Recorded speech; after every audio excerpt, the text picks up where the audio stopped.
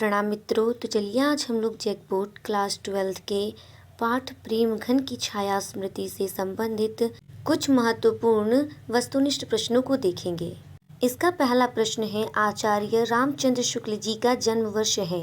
तो जैसा कि आप लोगों को पता होगा कि इस पाठ के रचनाकार आचार्य रामचंद्र शुक्ल जी हैं, तो इस प्रश्न का सही उत्तर हो जाएगा 1884, अर्थात रामचंद्र शुक्ल जी 4 अक्टूबर 1884 ईस्वी में पैदा हुए थे। दूसरा प्रश्न है, निम्नलिखित में कौन सी रचना आचार्य रामचंद्र शुक्ल जी की नहीं है।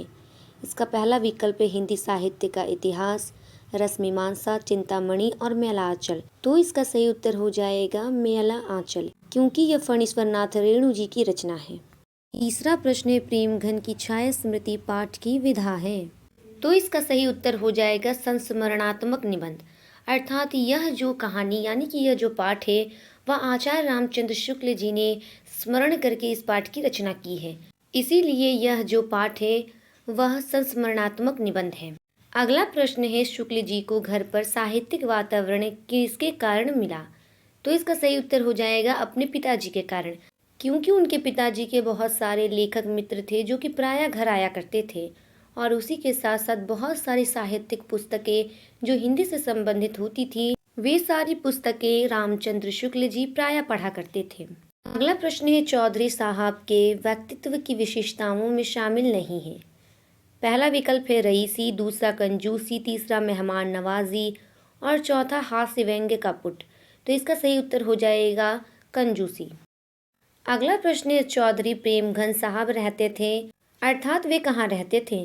तो इसका सही उत्तर हो जाएगा मिर्जापुर में। अगला प्रश्न है, शुक्ल जी की मित्र मंडली का नाम उर्दू भाषी लोगों ने रख दिया था, अर्थात रामचंद्र शुक्ल जी की जो मित्र मंडली थी उसका नाम उर्दू भाषी लोगों ने क्या रखा था।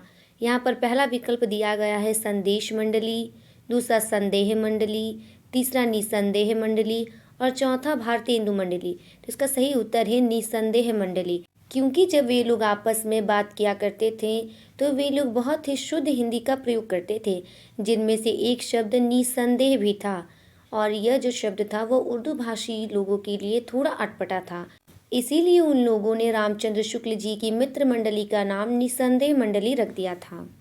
अगला प्रश्न है, निम्न में असत्य कथन छाटिए, अर्थात 4 विकल्प दिए गए हैं और इन चारों में से आपको असत्य कथन को छाटना है।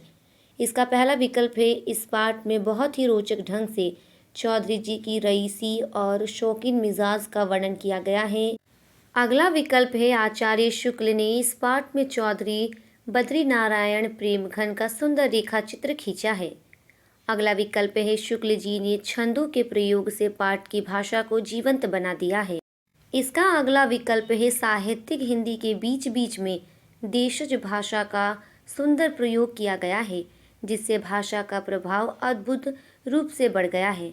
तो इसका सही उत्तर हो जाएगा सी, शुक्ल जी ने छंदों के प्रयोग से पाठ की भाषा को जीवंत बना दिया है, क्योंकि छंदों का प्रयोग केवल कविताओं में होता है, उसका प्रयोग कहानियों में नहीं होता है, इसीलिए जो सी कथन है वह असत्य है। अगला प्रश्न है, प्रेमघन जी किसे भाषा मानते थे।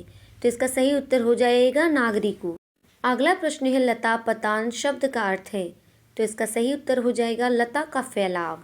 अगला प्रश्न है, रामचंद्र शुक्ल जी की मित्र मंडली में निम्न शामिल नहीं थे। पहला, काशी प्रसाद जी जायसवाल, भगवान दास जी हालना, हर प्रसाद शास्त्री, पंडित उमा शंकर द्विवेदी। तो इसका सही उत्तर हो जाएगा हर प्रसाद शास्त्री, क्योंकि यही उनके मित्र मंडली में शामिल नहीं थे।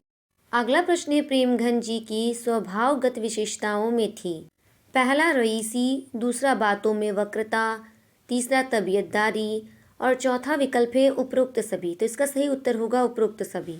अगला प्रश्न है, खंबार टेकी खड़ी जैसे नारी मुगलाने की उक्ति कही थी, अर्थात यह उक्ति किसने कही थी। पहला विकल्प है, प्रेमघन जी ने वामनाचार्य गिरी के लिए, वामनाचार्य गिरी ने प्रेमघन जी के लिए, शुक्ल जी ने वामनाचार्य गिरी के लिए और शुक्ल जी ने प्रेमघन जी के लिए। तो इसका सही उत्तर हो जाएगा वामनाचार्य गिरी ने प्रेमघन जी के लिए। अगला प्रश्न है, उर्दू बेगम पुस्तक लिखने वाले में निम्न शामिल नहीं थे। तो इसका सही उत्तर हो जाएगा पंडित यज्ञदत्त शर्मा। अगला प्रश्न है, तत्कालीन समाज में हिंदी का शुद्ध रूप कम ही प्रचलित था। उर्दू लोगों की आम भाषा थी। सत्य है या असत्य? तो इसका सही उत्तर हो जाएगा सत्य। अगला प्रश्न है, चौधरी साहब के अनुसार मिर्जापुर का अर्थ था, अर्थात चौधरी प्रेमघन जी कभी भी मिर्ज़ापुर नहीं कहते थे, वे सदैव मिर्जापुर कहा करते थे। और मिर्जा का अर्थ होता है, मीर का अर्थ होता है समुद्र, और जा का अर्थ होता है उत्पन्न होना, और पुर का अर्थ होता है नगर, यानी कि समुद्र से उत्पन्न हुई माता लक्ष्मी का नगर। तो इसका सही उत्तर हो जाएगा लक्ष्मीपुर। यानी कि चौधरी साहब के अनुसार जो वे मिर्जापुर कहते थे, उसका शाब्दिक अर्थ यही निकलेगा, लक्ष्मीपुर। अगला प्रश्न है, प्रेमघन के प्रति शुक्ल जी की दृष्टि रहती थी। पहला, पुरातात्विक दृष्टि, आधुनिक दृष्टि, संख्य भाव की दृष्टि, इनमें से कोई नहीं। तो इसका सही उत्तर होगा पुरातात्विक दृष्टि। अगला प्रश्न है, शुक्ल जी के साहित्यिक मंडल की बातचीत अक्सर हुआ करती थी, अर्थात वे लोग आपस में किस प्रकार से बातें करते थे, किस भाषा का प्रयोग करते थे।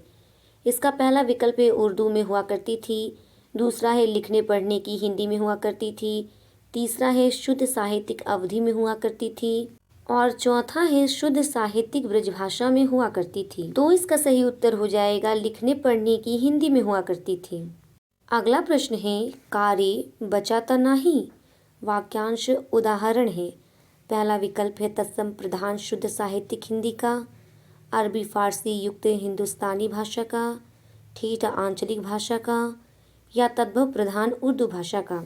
तो इसका उत्तर हो जाएगा ठेठ आंचलिक भाषा का, अर्थात यहीं पर आप लोगों का जो पाठ है प्रेमघन की छाया स्मृति, उससे संबंधित कुछ महत्वपूर्ण वस्तुनिष्ठ प्रश्न समाप्त होते हैं। धन्यवाद।